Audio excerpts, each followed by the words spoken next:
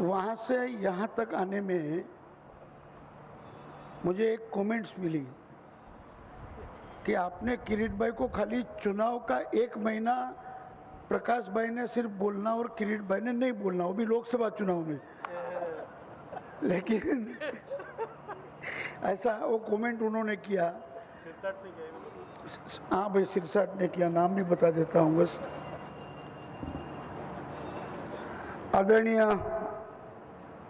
किरीट सोमैया जी, हमारे प्रदेश भाजपा के उपाध्यक्ष आदरणीय वीरेंद्र बख्शी जी, आदरणीय राजाभाई मिराणी जी, हमारे सबके वरिष्ठ डॉक्टर एस राव, जिला के अध्यक्ष श्रीनिवास त्रिपाठी जी, भरत भाई, राजू भाई, दूसरे हमारे वरिष्ठ नेता घाटकोपर के डॉक्टर वाई.आर. गाडगिल साहब, अश्विन जी, विकास कामत, रमेश भाई परीख, अशोक राय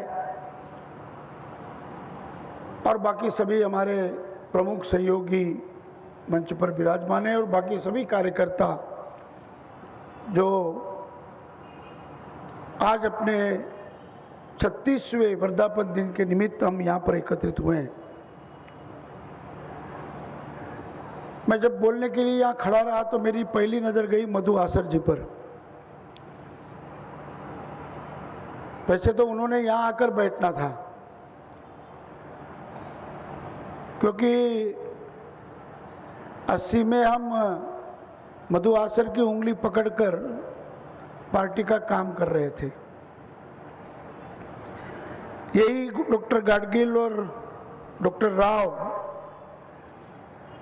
इनके मार्गदर्शन में हम लोग काम कर रहे थे। देखते देखते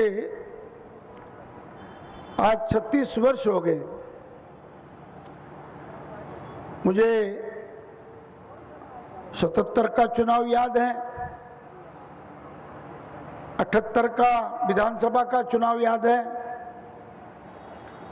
80 के विधानसभा का चुनाव याद है। और वो सारी यादें पार्टी के कार्यकर्ताओं के साथ शेयर करते समय इन स्मरणों ने और इस प्रेम ने एक पारिवारिक इस प्रकार का संगठन में काम करने का अवसर मिला। आज हम सभी कार्यकर्ता जिस जिस स्तर पर काम कर रहे हैं, ये उस पारिवारिक संस्कार का,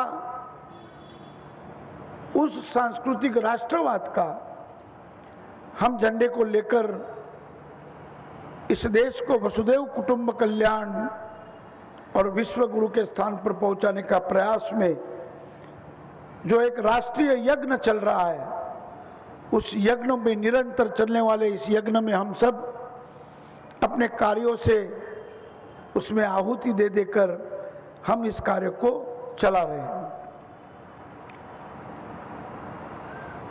इस देश की राजनीति में आजादी के बाद पहला मंत्रिमंडल जब बना 1950 में, उस समय पर उस मंत्रिमंडल में कायदा मंत्री इस नाते डॉक्टर श्यामा प्रसाद मुखर्जी कार्यरत थे, नेहरू जी के नेतृत्व में। उस काल में देश का विभाजन हुआ। विभाजन के समय पे जो भूमिका हमने स्वीकारी, उस भूमिका में हम आज भी कामयाब हैं और शायद विश्व में मेरा भारतवर्ष एक ऐसा है कि जो सही अर्थ में लोकतांत्रिक राष्ट्र बन पाया। और इसलिए सर्वप्रथम पूरे विश्व में सबसे बड़ा लोकतांत्रिक देश की घटना जिन्होंने लिखी, ऐसे डॉक्टर बाबा साहब आम्बेडकर को, उनकी विद्वता को, उनकी 125वीं जयंती के निमित्त मैं उनको कोटि कोटि वंदना करता हूं।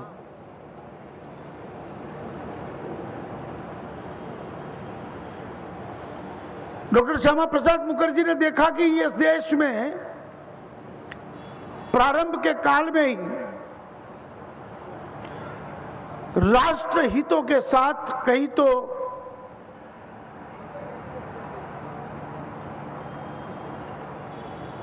योग्य प्रकार से कार्य नहीं चल रहा, तब उन्होंने मंत्रिमंडल से इस्तीफा देकर राष्ट्रीय स्वयंसेवक संघ के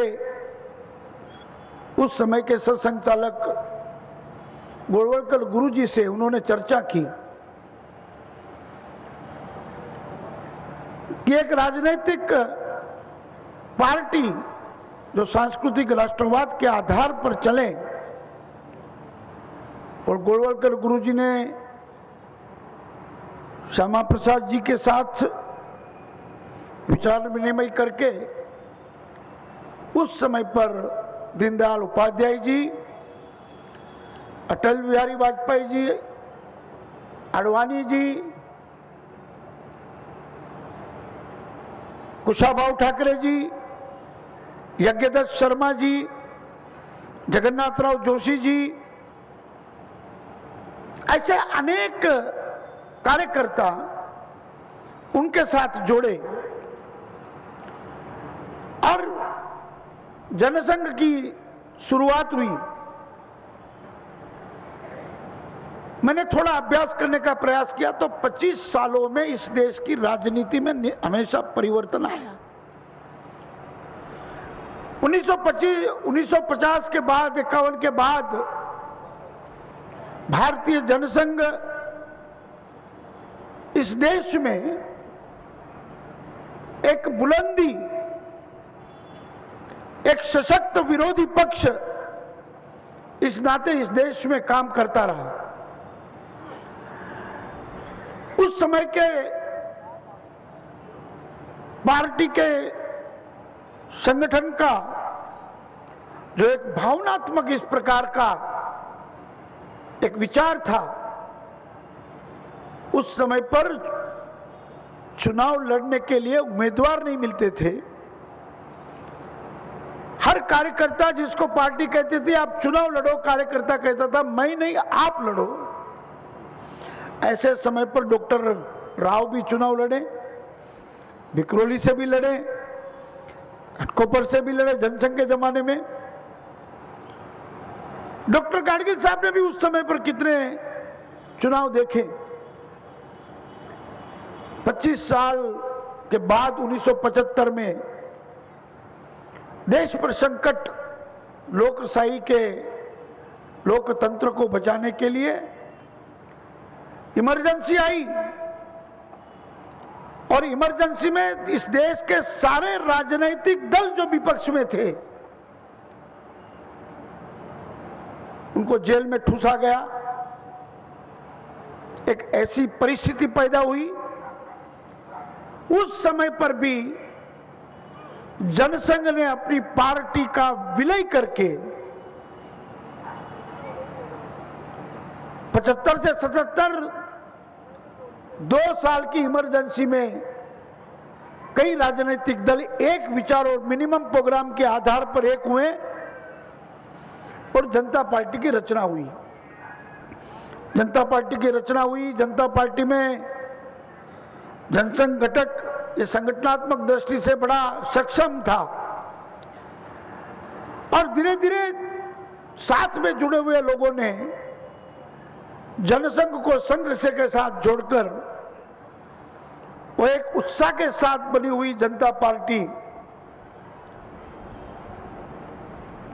2-2.5 साल के अंदर जर्जर होकर बिखरने पर आ गई।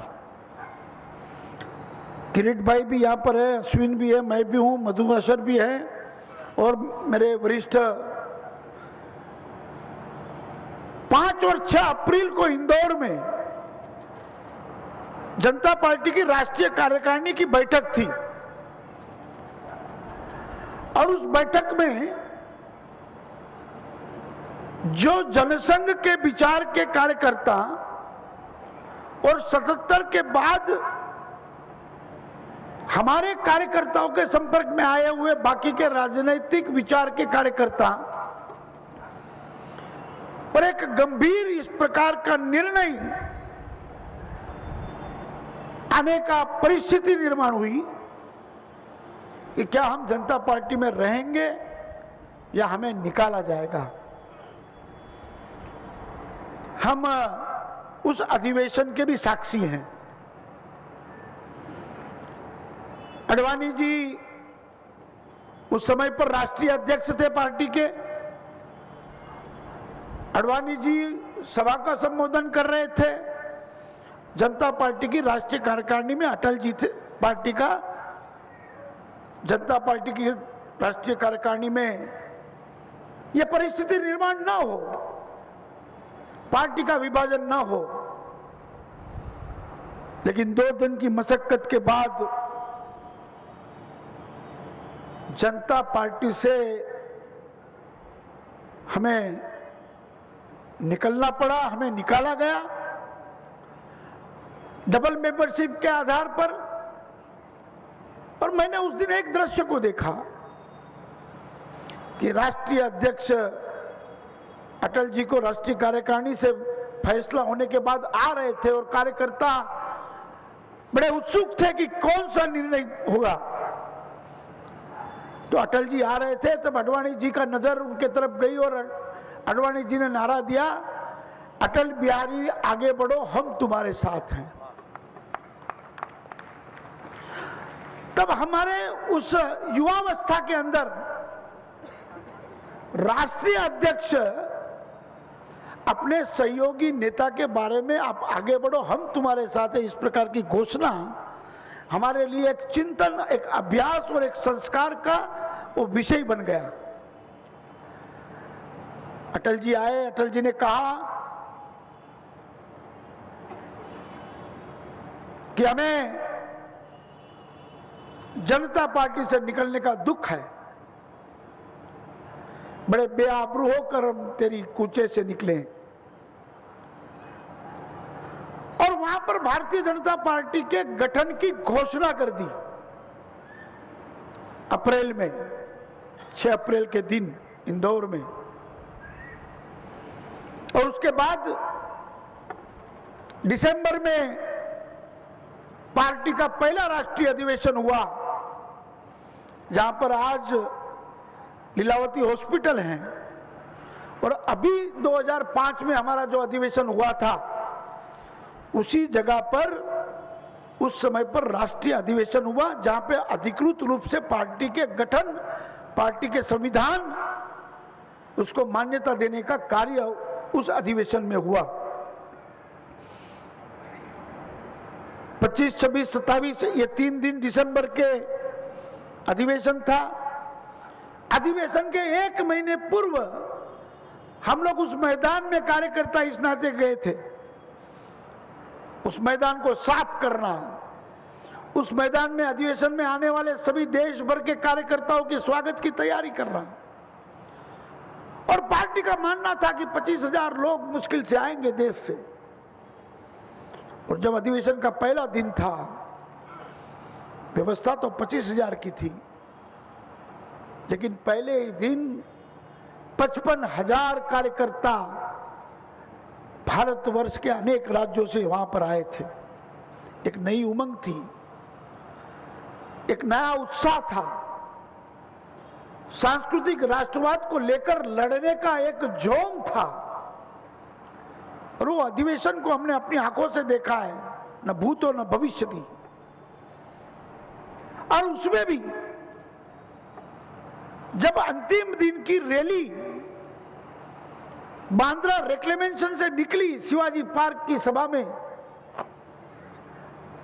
खुली जीप में अटल जी, अडवाणी जी, राम नाईक जी, सबसे आगे थे, पूरा जूम कार्यकर्ताओं का बांद्रा से शिवाजी पार्क तक पैदल जा रहा था। तब उस समय पर हमारे कड़वे विरोधक ब्लिट्स के संपादक करंजिया, उन्होंने शायद अपने जीवन में पहली बार लिखा कि अटल जी के नेतृत्व में राष्ट्र चल रहा है। जब अपने कड़वे विरोधक उस दृश्य को देखकर मजबूर हो गए, हम लोगों को उस समय पे, उस बाल मानस पे, युवा मानस पर, उस पार्टी के प्रति हमें गर्व हुआ। पहला छोर शिवाजी पार्क पहुंच गया, सभा की शुरुआत हो गई। तभी अंतिम कार्यकर्ताओं की टुकड़ी अभी बांद्रा के मैदान से निकल रही थी। यह दृश्य भी हमने अपनी आंखों से देखा। पार्टी 1980 से पहला ही चुनाव विधानसभा का आया। हम स्कूटर पर किरीट भाई के घर पे, किरीट भाई घाटकोपर में, हमने उस समय पर, जैसे कांग्रेस में एक यंग टर्क ग्रुप था, मोहन धारिया, चंद्रशेखर, ऐसे किरीट भाई के नेतृत्व में हम सब युवा कार्यकर्ताओं का एक फोर्स था। और मैं सचमुच में एक प्रामाणिकता से कहता हूं कि उस समय पर मुंबई में हमारे जैसे युवक कार्यकर्ताओं को मोबिलाइज करने का काम जिस तूफान से किरीट सोमैया जी ने किया, इसके लिए आज मैं इस जगह पर और बाकी के जो कार्यकर्ता है वो इसी जगह पर हम खड़े। और मुझे ये कहते हुए फक्र होता है कि 1980 में विधानसभा के चुनाव में निश्चित रूप से पार्टी जब मास बनती है तब निश्चित कार्यकर्ताओं की अपेक्षा बढ़ती है। उस समय पर जो भी मार्ग निकला उसमें अश्विन व्यास जी को 1980 में विधानसभा का चुनाव लड़ाया गया।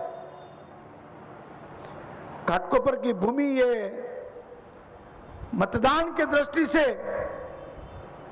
कभी सीमित रूप से जनसंघ की विचारधारा को और भारतीय जनता पार्टी की सीमित रूप से एक वर्ग था जो भारतीय जनता पार्टी के साथ था। और 1980 के चुनाव का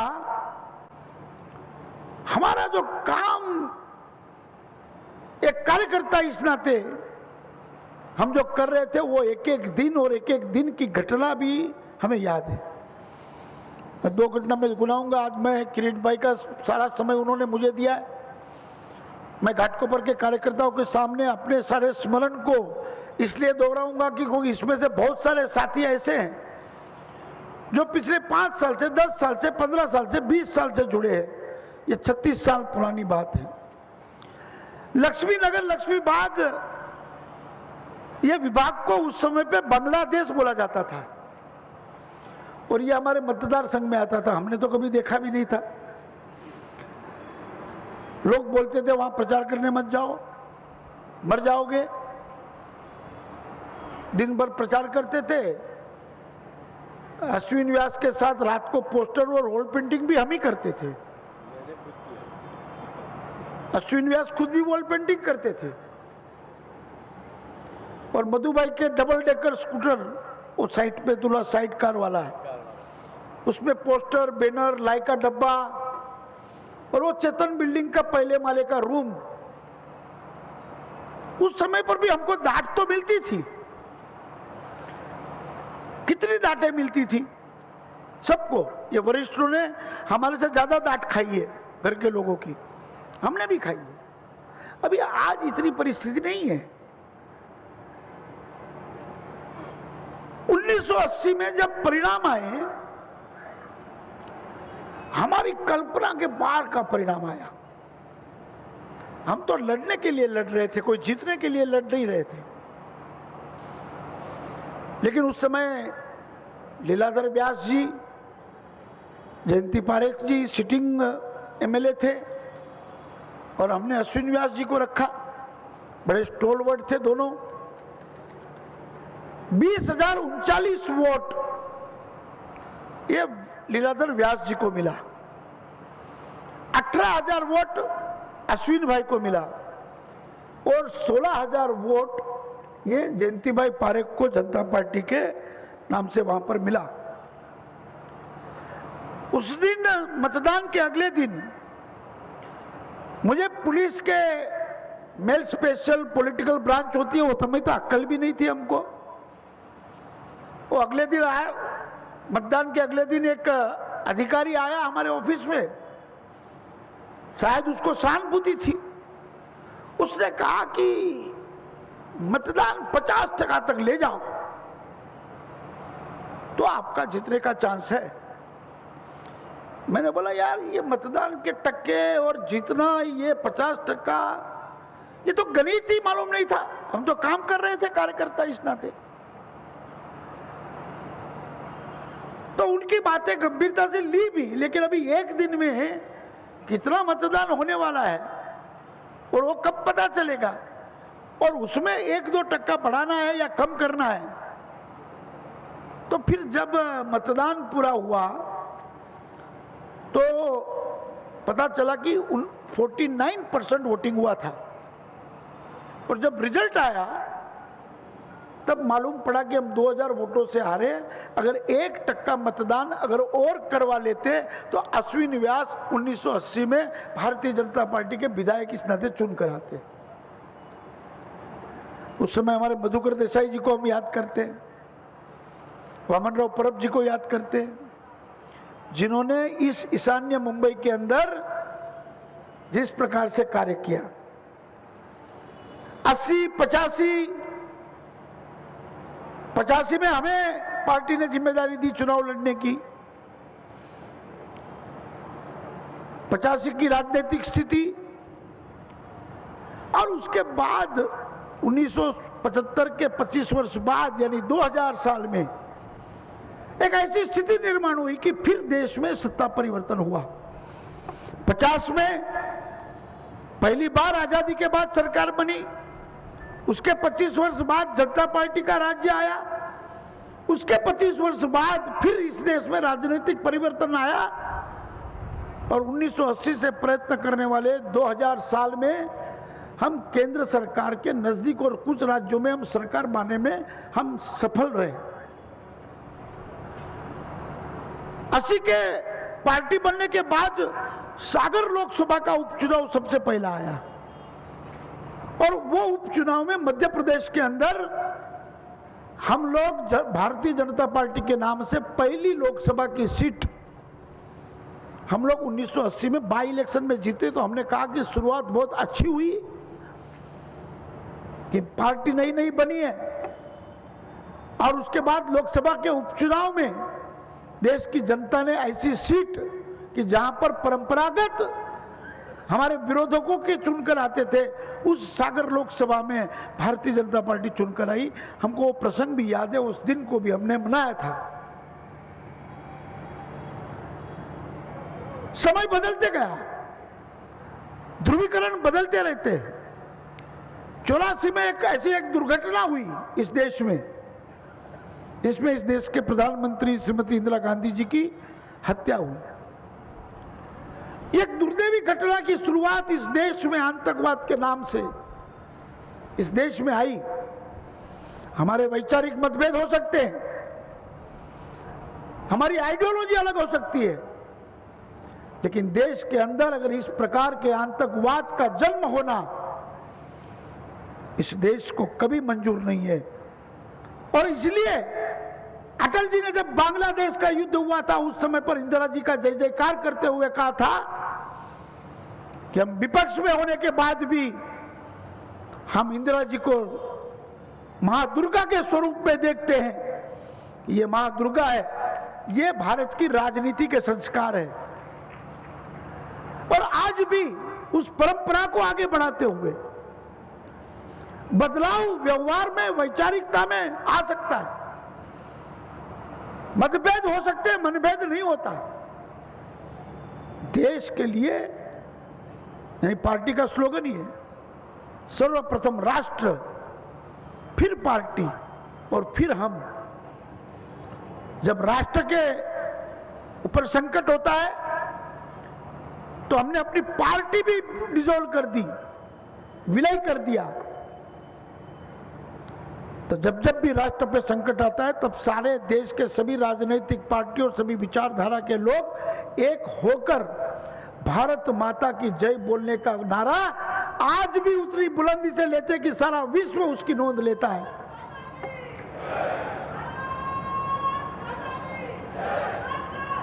कुछ घटनाएं हुई इस प्रकार की इस देश में। ये घटनाओं के बीज बोए गए कुछ वर्षों पहले। कुछ घटनाएं आजादी के साथ साथ कुछ संकट हमारे पर आए, लेकिन भारत की एकता और अखंडता में हमने कभी भी कोई ऐसा कदम इस देश में उठा नहीं पाए। और मुझे एक घटना और याद है कि हमारे पास 2 वोट थे, शायद वो पश्चिम बंगाल में थे या केरला में थे, और राज्यसभा का चुनाव था। लेफ्टिस्ट और कांग्रेस के बीच में लड़ाई थी। हमारे 2 वोट का महत्व था। उस समय पार्टी ने लेफ्टिस्ट विचारधारा इस देश की धरातल के साथ योग्य नहीं है, और इसलिए उस चुनाव में भारतीय जनता पार्टी के 2 सदस्यों ने कांग्रेस को मतदान किया कि लेफ्टिस्ट नहीं, कांग्रेस होगी तो चलेगी, क्योंकि वो राष्ट्रवाद के नाम पर, आधार पर चलती है। तो ऐसे बहुत सारे पहलू राजनीति में हमने देखे और हमें भी पता नहीं चला। देखते देखते हम 36 साल के हो गए। किरीट भाई भी 36 साल के ही हैं। और आज ये प्रवास जब यहां तक पहुंचा है, भारतीय जनता पार्टी की सबसे बड़ी देन अगर कोई है तो ये इस पार्टी के कार्यकर्ता, ये पार्टी की सबसे बड़ी देन है। इस पार्टी का नेतृत्व ये सबसे बड़ा इस पार्टी का देन है। इस पार्टी की आइडियोलॉजी ये सबसे बड़ी पार्टी की देन है। हमने अटल जी को भी नजदीक से काम करते हुए देखा। कुछ प्रवास भी उनके साथ करने का अवसर मिला, आडवाणी जी के साथ भी रहने का अवसर मिला। वहां से लेकर प्रमोद महाजन और गोपीनाथ मुंडे जी ने किस प्रकार से पूरे महाराष्ट्र में घूमकर पार्टी को खड़ा किया, वो भी हमने नजदीक से देखा है। और आज एक युवा अभ्यासु ऐसे मुख्यमंत्री इस राज्य में मिले। जरूर वो चुनाव हमारी पिछली 25-30 साल की परंपराओं से थोड़ा अलग था। हम चाहते थे कि एक विचारों से लड़ने वाले लोग, हम एक विचार से लड़े, परंतु राजनीति में समय समय पर जो परिस्थितियां बदलती है, उस परिस्थिति में विधानसभा चुनाव में हमको किसी भी साथी के बगैर लड़ना पड़ा और हम लड़े। और भारतीय जनता पार्टी के कार्यकर्ताओं ने अपना कर्तृत्व दिखा दिया। 123 सीट महाराष्ट्र की विधानसभा के अंदर हम चुन कर आए। ये महाराष्ट्र में सबसे बड़ा परिवर्तन इतने 50 साल के राजनीतिक जीवन में कभी नहीं हुआ। मैं बाकी की पार्टी की कितनी सीट पहले थी और कितनी आज है उसकी तुलना नहीं करता। मैं तो मेरी पार्टी, मेरे कार्यकर्ता, मेरे देश के प्रधानमंत्री का विजन, उस विषय को लेकर हम सब ने मिलकर जो कार्य किया, उसका परिणाम आज जो हमको मिला है। अटल जी कहते हैं कि ये पद और प्रतिष्ठा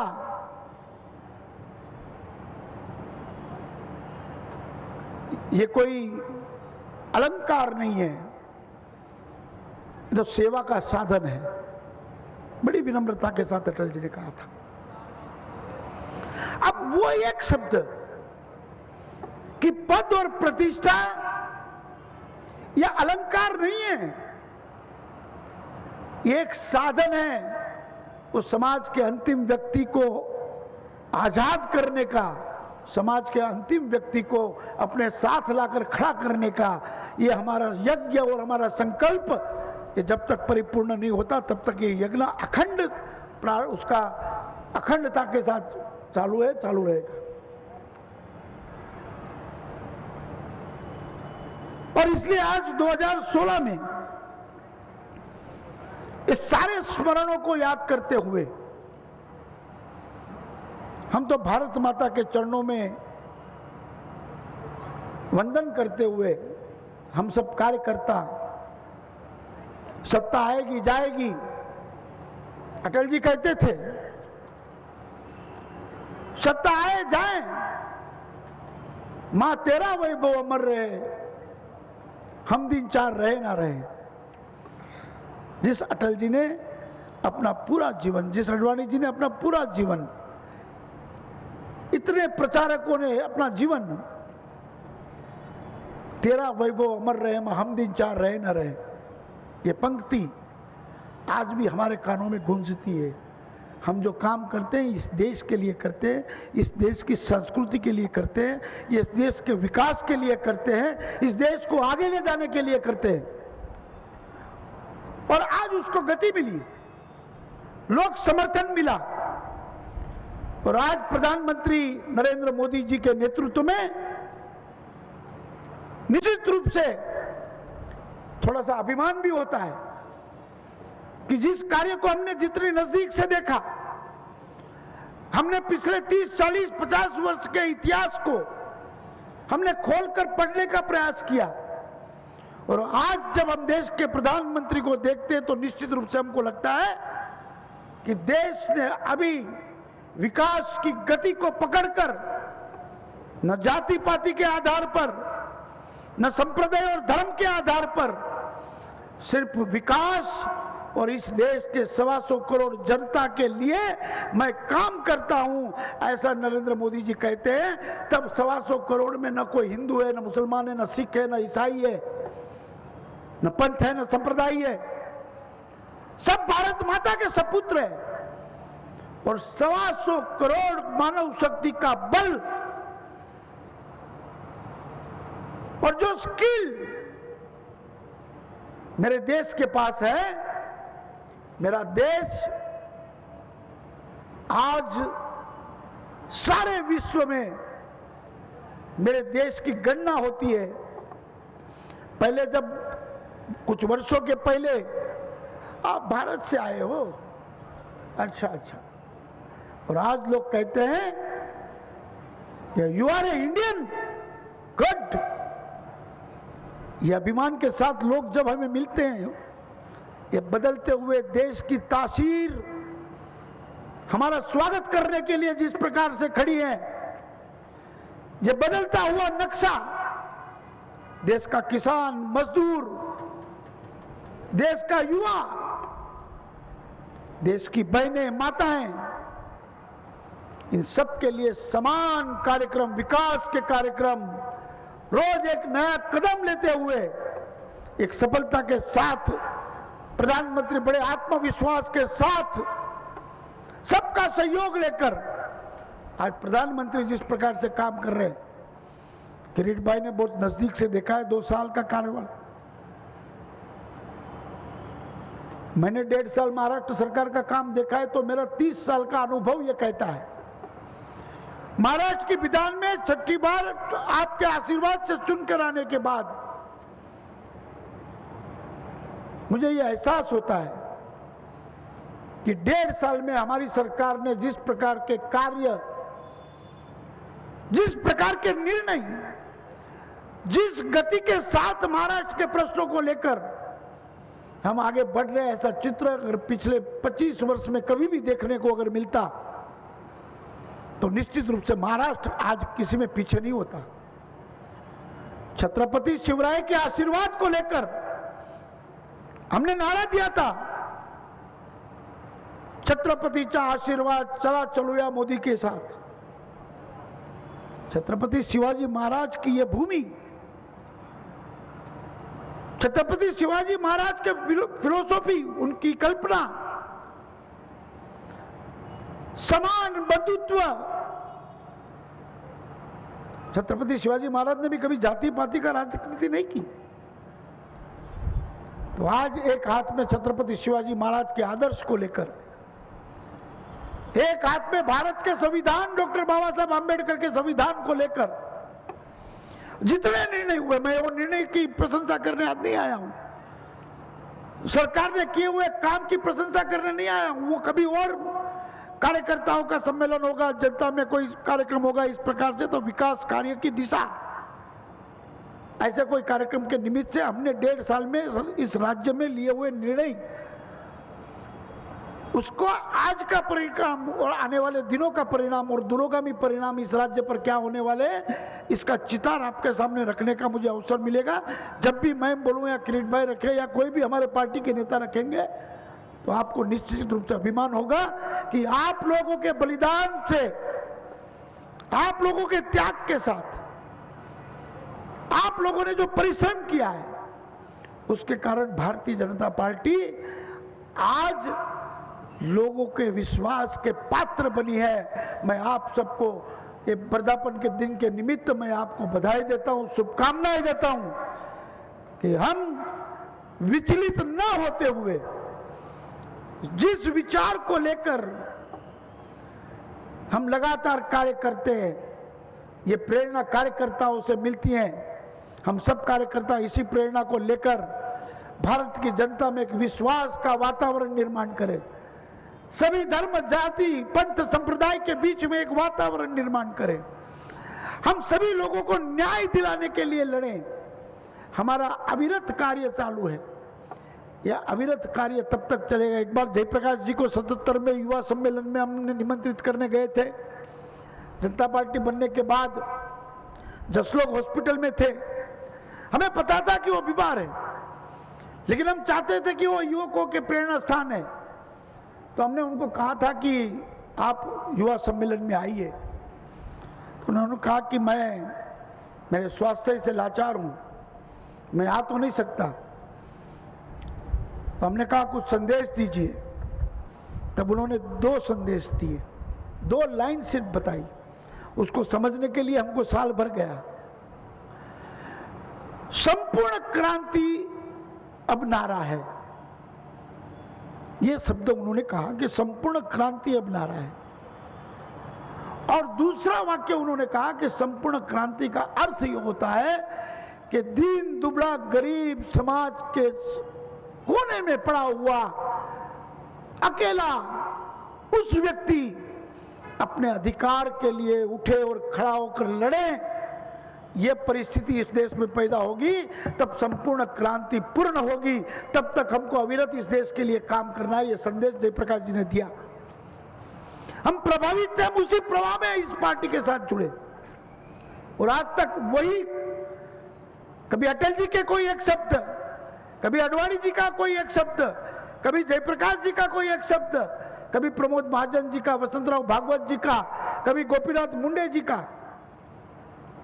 और हम सब साथ में काम करने वाले कार्यकर्ताओं का आचार विचार और व्यवहारों को देखते हुए वो जो प्रेरणा मिलती रही और कार्यकर्ता ने भी जिस प्रकार से उस प्रेरणा में दाद मिली, उसी प्रेरणा को लेकर हम चलेंगे और आगे चलेंगे।